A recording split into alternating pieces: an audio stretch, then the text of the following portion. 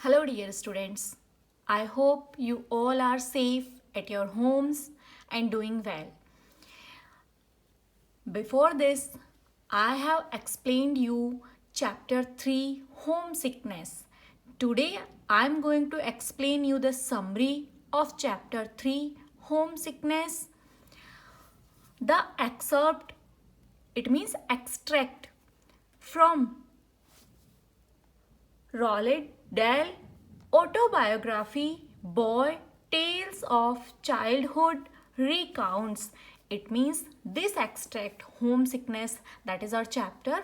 ये जो extract है ये रॉलेट डेल की जो बायोग्राफी है, जो उन्होंने खुद के ऊपर बुक लिखी है, ऑटोबायोग्राफी, इट मीन्स खुद पर जो राइटर अपनी बुक लिखता है, अपने एक्सपीरियंस शेयर करता है. And the name of the book is Boy Tales of Childhood. Book का नेम है ये, जो उन्होंने अपने खुद के बचपन पर लिखी है. रिकाउंट्स, ये हमें रिकाउंट्स मीन्स टेल यानी बताती है. जो चैप्टर होम सिकनेस है ये रॉलेट डैल की autobiography Boy Tales of Childhood से लिया गया है और ये हमें बताती है an amusing episode from the author's childhood. Author के, इट मीन्स जो राइटर है, उनके बचपन के एक बहुत ही अम्यूजिंग एपिसोड को, बहुत ही इंटरटेनिंग स्टोरी को बताती है. When he was 9, जब वो 9 years के थे, Dal was sent to a boarding school. तब उन्हें boarding school में भेज दिया गया था, called St. Peter's, and the name of the boarding school is St. Peter's. He feels no homesick. So homesick. homesick का मीनिंग मैंने आपको बताया था कि जब घर की याद आती है तब हमें जो बेचैनी होती है, जो हम रेस्टलेस फील करते हैं, that is homesick. There that he thinks of a desperate, it means hopeless. उन्हें बहुत ही होमसिक फील होता है, वहाँ पर वो सोचते हैं एक बहुत ही desperate, it means hopeless plan के बारे में. टू गो बैक होम, दोबारा घर जाने के लिए. इट मीन्स वो अब एक प्लान बनाते हैं, बहुत ही होपलेस प्लान बनाते हैं अपने घर जाने के लिए. Some time ago one of his sister had an appendicitis. I told you, appendicitis एक पेन होता है जो स्टमक के राइट साइड में होता है. कुछ समय पहले उसकी एक जो सिस्टर थी, उसे अपेंडिसाइट्स का ऑपरेशन हुआ था एट देयर होम. उसके घर पर ये ऑपरेशन किया गया था. Dahl had the opportunity to observe her symptom shine. जो सिम्टम्स थे अपेंडिसाइट्स के, डैल को उन्हें देखने का, ऑब्जर्व करने की अपॉर्चुनिटी मिली थी बहुत ही क्लोजली.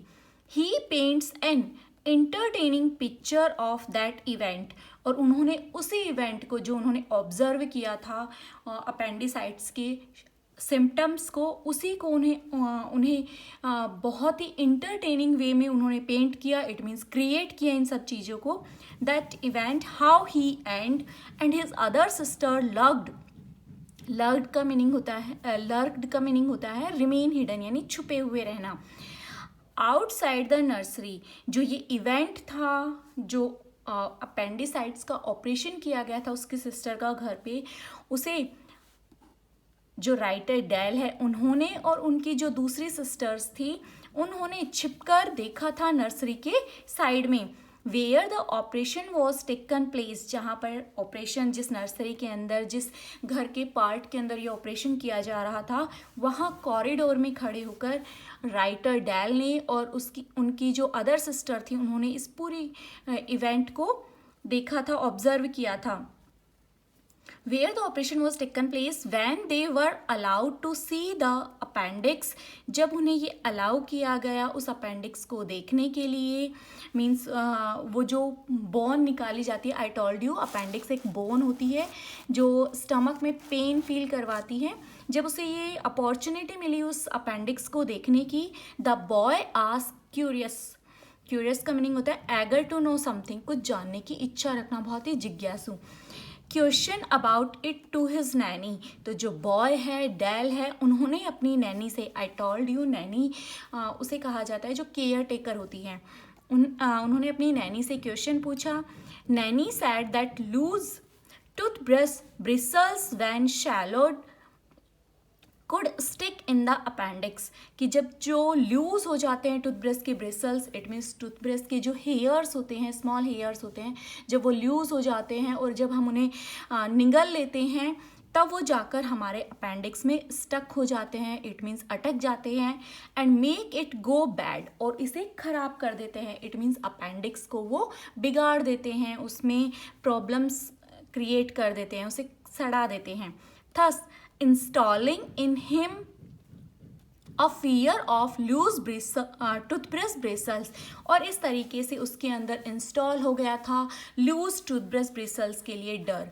जो राइटर है वो बहुत ज़्यादा डरने लग गया था कि अगर टूथब्रश के ब्रिसल्स लूज हो गए और वो मेरे पेट में चले गए तो मुझे अपेंडिक्स हो जाएगा।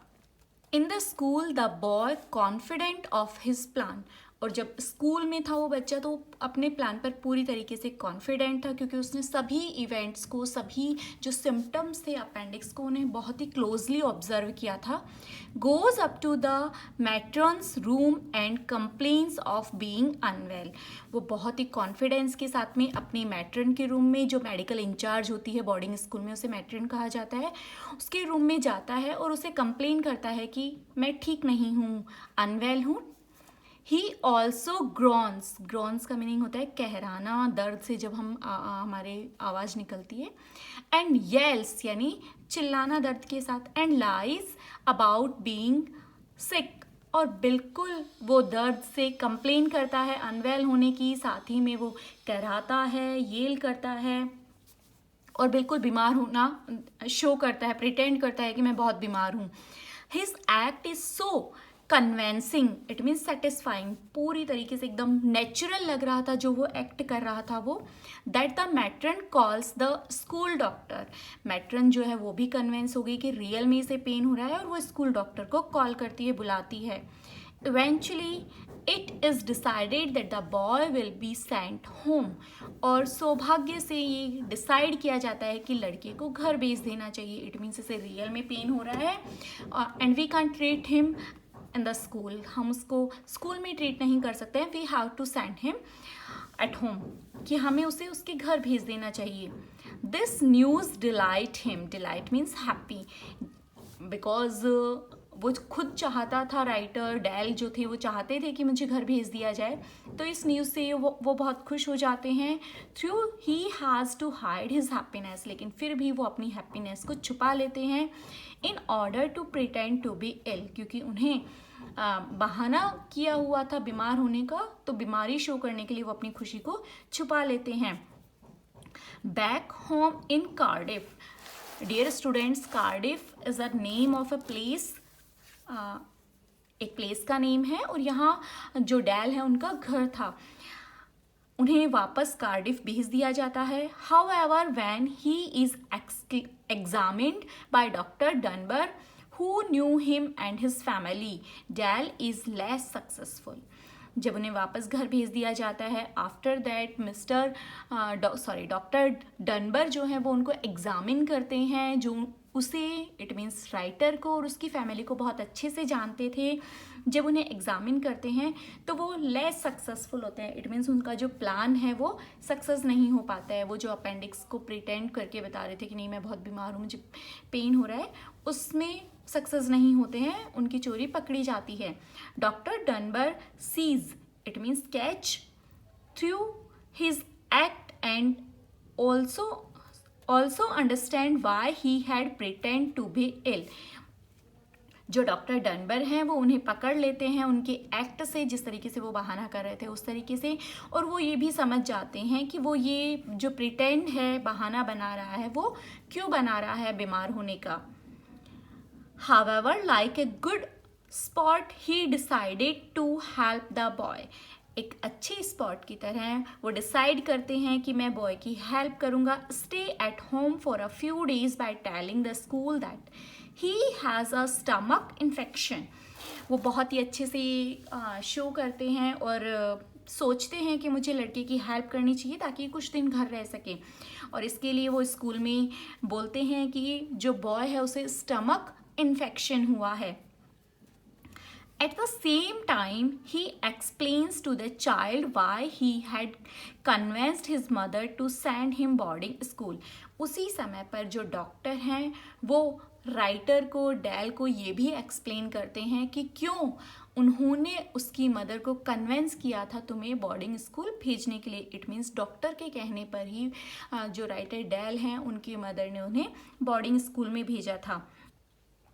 And why the boy needs to be brave and more patience. और क्यों लड़के को बहुत ज़्यादा बहादुर बनना चाहिए और मोर पेशेंस, इट मीन्स धैर्य रखना चाहिए. The boy promise he will never try any similar trick again. और एंड में जो बॉय है, जो राइटर मिस्टर रॉलेट डेल हैं, वो भी प्रॉमिस करते हैं कि मैं इस तरीके की कोई भी ट्रिक आगे से नहीं अपनाऊंगा, उसे शो नहीं करूंगा, मैं ऑनेस्टली और सिंसियरली अपनी स्टडीज़ को कंटिन्यू करूँगा. So dear student, this is the summary of the chapter.